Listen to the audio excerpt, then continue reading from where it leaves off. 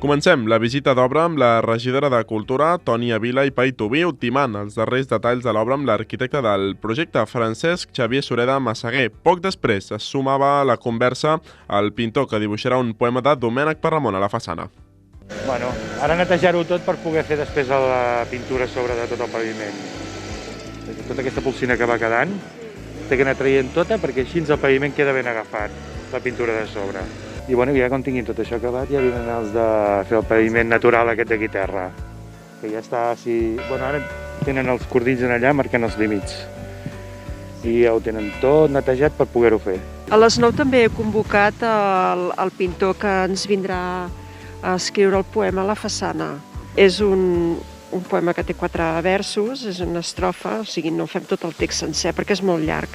Intentarem ajustar el tipus de lletra a l'època en la qual l'autor estava viu i intentarem d'alguna manera que el fragment del text o el text sencer intenti ocupar el màxim d'espai sense destruir el que seria la idiosincràsia arquitectònica de la façana.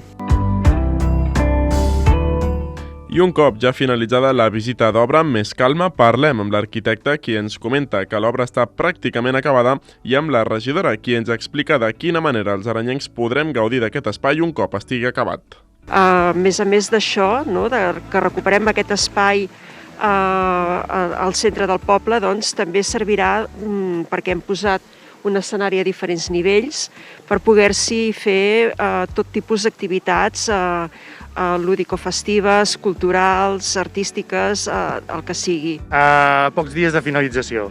Per molt que hi hagi un volum que sembli que encara no està allò, però queda neteges superficials, que li dic jo.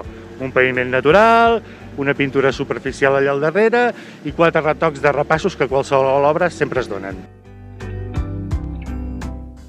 La previsió és que a la primavera els veïns i veïnes d'Arenys de Munt ja puguin gaudir d'aquest nou espai a tocar de la masia de Can Borrell.